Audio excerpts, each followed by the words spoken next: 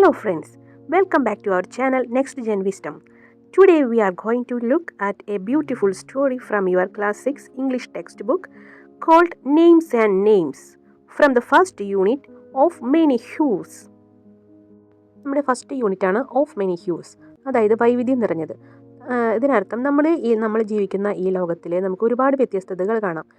ആളുകൾ തമ്മിൽ സംസാരിക്കുന്ന അവരുടെ ലാംഗ്വേജ് ആയിക്കോട്ടെ, അവരുടെ വേഷങ്ങളായിക്കോട്ടെ, എല്ലാ രീതിയിലും അവരുടെ ആഘോഷങ്ങൾ, അവരുടെ ഭാഷ, എല്ലാ രീതിയിലും അവർ വ്യത്യസ്തരാണ്.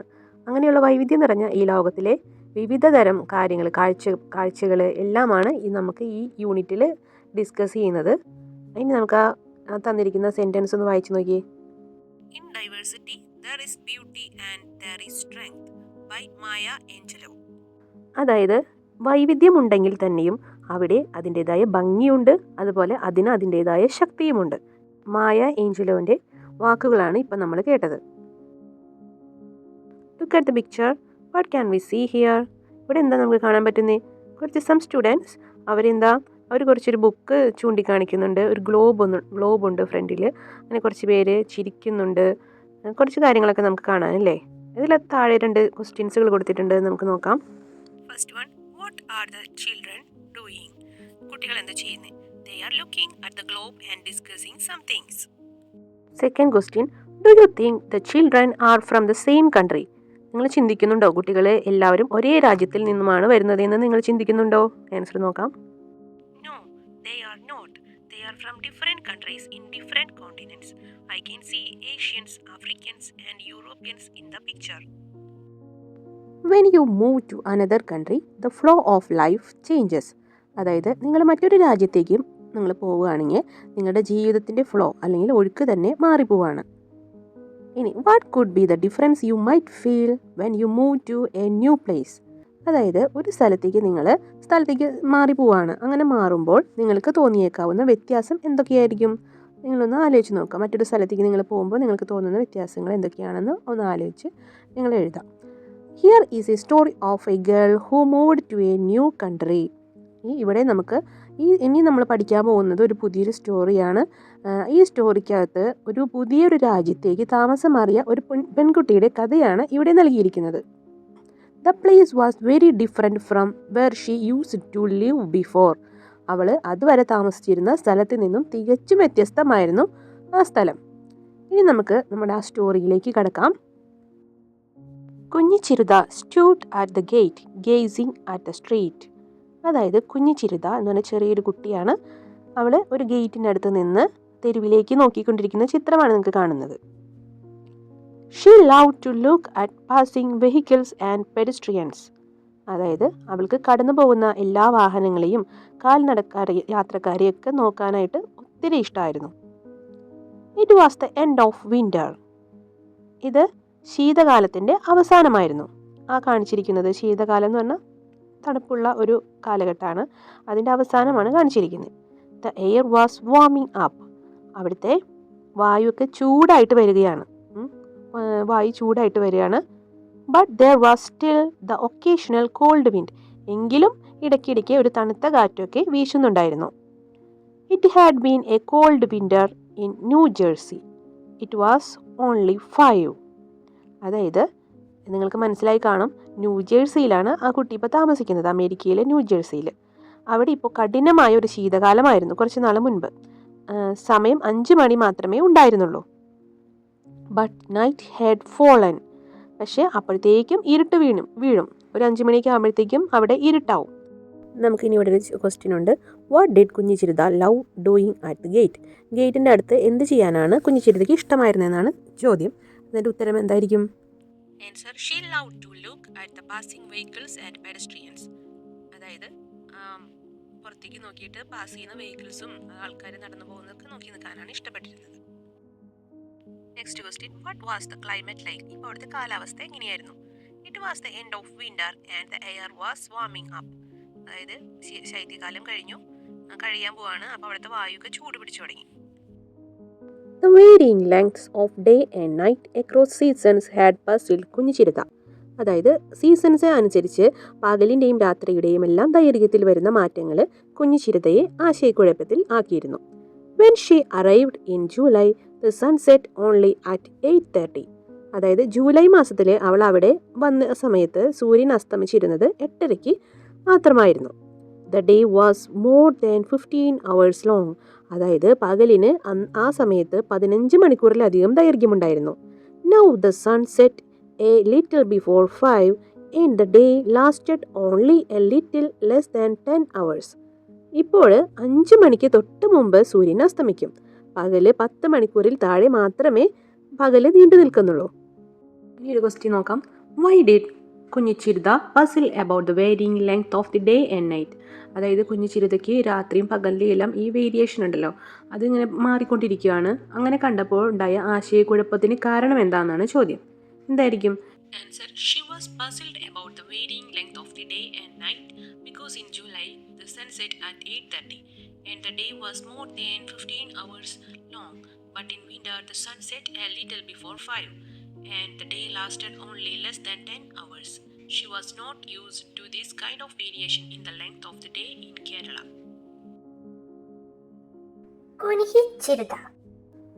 കുഞ്ഞിച്ചിരുത was startled. കുഞ്ഞിച്ചിരുത പെട്ടെന്ന് ഞെട്ടിപ്പോയി. എന്താ കാരണം?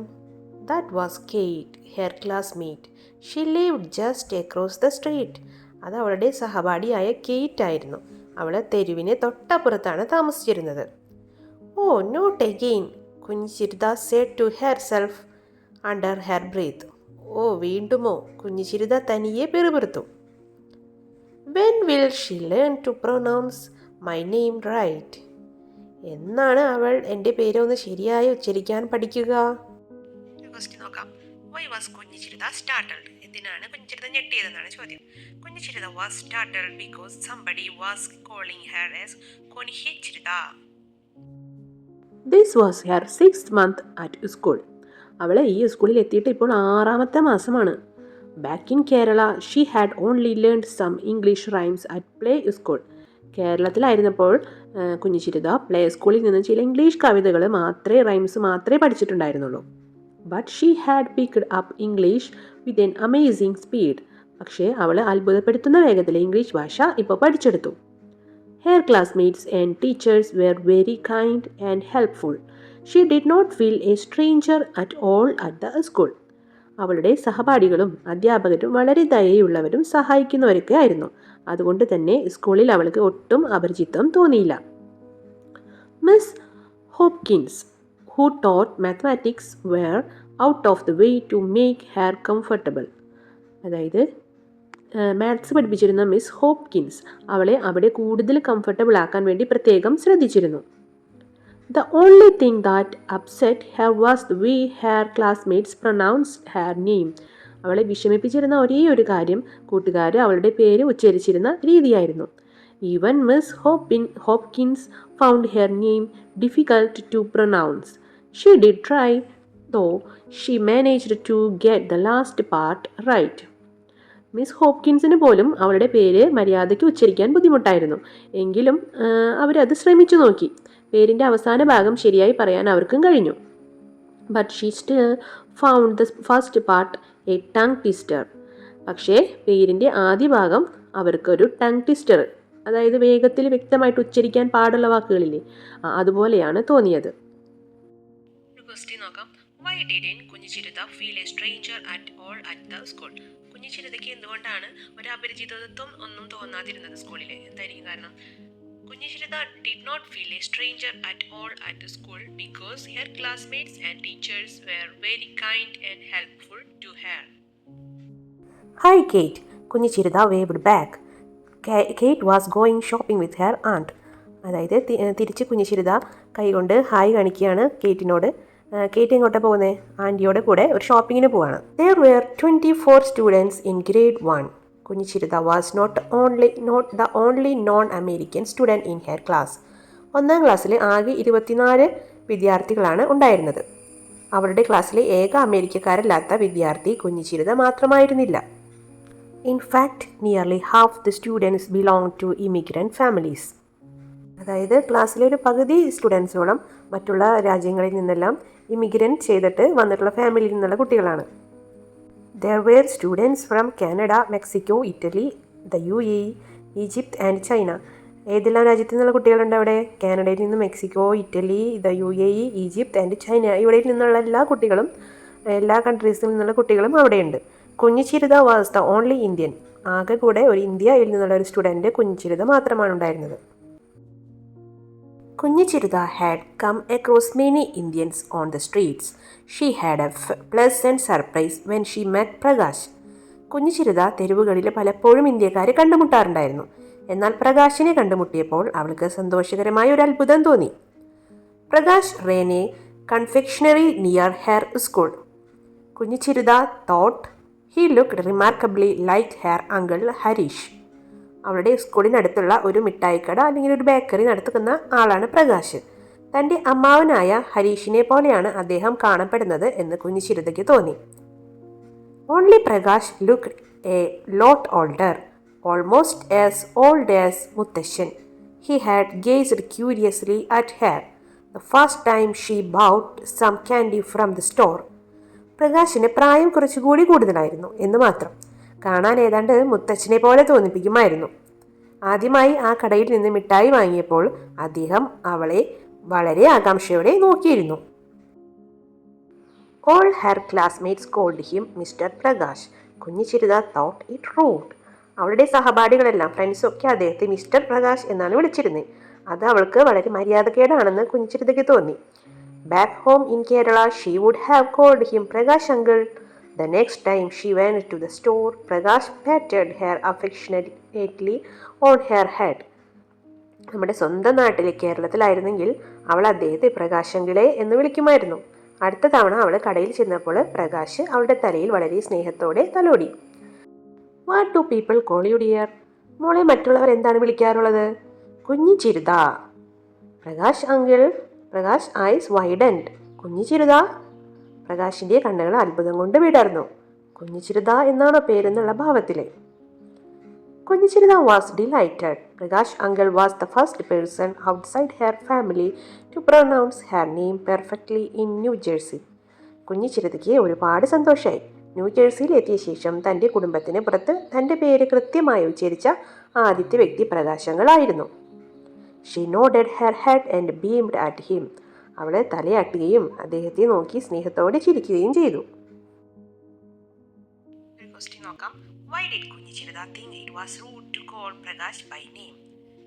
Answer: because back home in Kerala, children show respect to elders by calling them uncle instead of directly calling them by their name. Next question: what was Kunjichirada's reaction when Prakash pronounced her name correctly? Answer: she was delighted, nodded her head and beamed at him. Prakash suddenly switched over to Malayalam. Do children still have names like Kunjichirada? He wondered aloud. Prakash പെട്ടെന്ന് മലയാളത്തിലേക്ക് മാറി സംസാരിക്കാൻ തുടങ്ങി. കുട്ടികൾക്ക് ഇപ്പോഴും കുഞ്ഞിച്ചിരുത എന്നൊക്കെയുള്ള പേരുകൾ ഉണ്ടാകാറുണ്ടോ? അദ്ദേഹം ഉറക്കെ ആലോചിച്ചു അങ്ങനെ ചോദിച്ചു.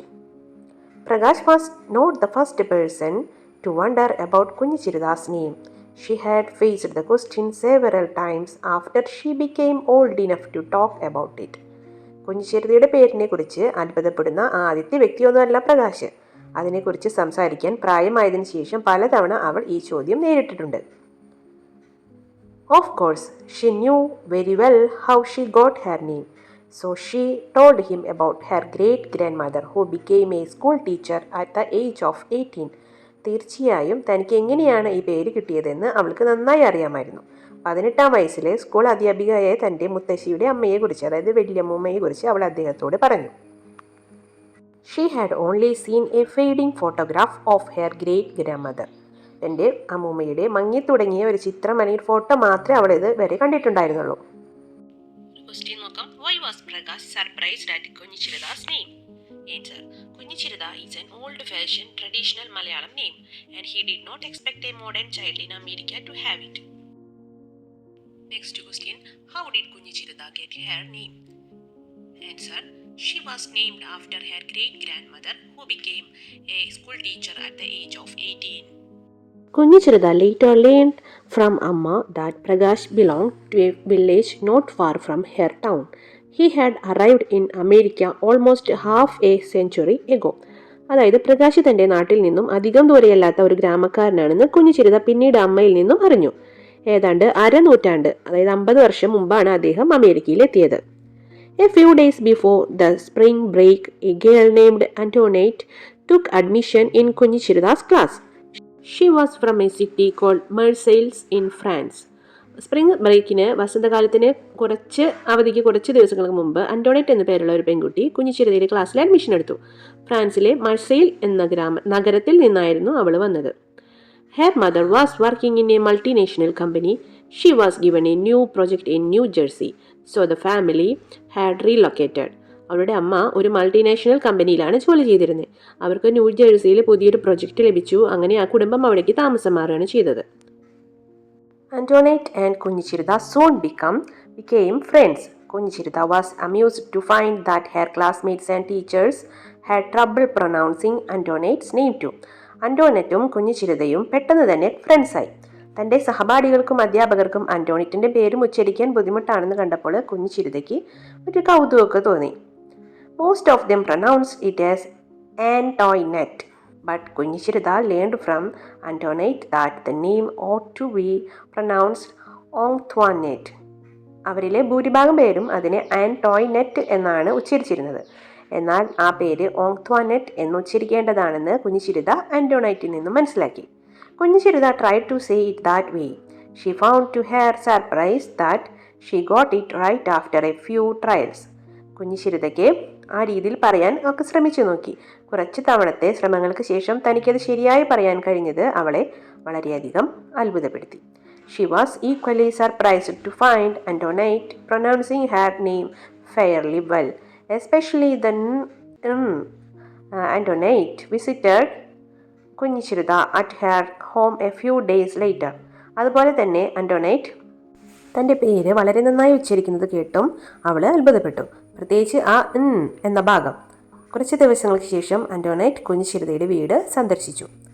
കുഞ്ഞിച്ചിരുത found to her amusement that Amma could not say Antoinette's name right, so she had to become her mother's language teacher for a moment.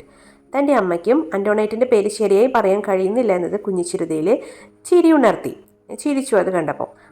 അതുകൊണ്ട് തന്നെ ഒരു നിമിഷത്തേക്ക് അവൾ അവളുടെ അമ്മയുടെ ലാംഗ്വേജ് ടീച്ചറായിട്ട് മാറി. നെക്സ്റ്റ് ഒരു ക്വസ്റ്റ്യൻ നോക്കാം. What surprised Kunjichiruta when Antoinette pronounced her name right? She was surprised because Antoinette pronounced her name fairly well, especially the difficult and sound. ഇതിലെ last question. Why do you think Antoinette was able to pronounce Kunjichirda's name fairly well? Answer. Antoinette is from France and speaks French. The French language also contains nasal speech sounds similar to the N sound in Malayalam, which helped her say it easily.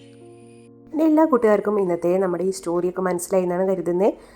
ഇനി ഇതിനെ തുടർന്ന് നമുക്ക് കുറച്ച് ആക്ടിവിറ്റീസുകളൊക്കെ ചെയ്യാനുണ്ട്. അത് നമുക്ക് അടുത്ത വീഡിയോയിലായിരിക്കും ഉണ്ടാവുക. അപ്പോൾ ആദ്യമായിട്ട് ഈ ചാനൽ കാണുന്ന കൂട്ടുകാരുണ്ടെങ്കിൽ നമ്മുടെ നെക്സ്റ്റ് ജെൻ വിസ്ഡത്തിൻ്റെ ചാനൽ ഓടിപ്പോയിട്ടൊന്ന് സബ്സ്ക്രൈബ് ചെയ്യണേ. ഒപ്പം തന്നെ തൊട്ടടുത്തുള്ള ബെല്ലൈക്കണും കൂടെ ഒന്ന് എനേബിൾ ആക്കണം. എങ്കിൽ മാത്രമാണ് ടീച്ചർ ഇടുന്ന പുതിയ വീഡിയോസ് നിങ്ങൾക്ക് നോട്ടിഫിക്കേഷൻ വരികയുള്ളൂ. അതുപോലെ ക്ലാസ് ഇഷ്ടപ്പെട്ട് കഴിഞ്ഞാൽ നിങ്ങളുടെ ഫ്രണ്ട്സിനും കൂടെ ഈ വീഡിയോസൊക്കെ ഒന്ന് ഷെയർ ചെയ്യാനും മറക്കരുത്. അപ്പോൾ ഇനി നമുക്ക് നെക്സ്റ്റ് ആക്ടിവിറ്റീസൊക്കെ ആയിട്ട് നെക്സ്റ്റ് ക്ലാസ്സിൽ കാണാം. അതുവരയ്ക്കും എല്ലാവർക്കും ബൈ.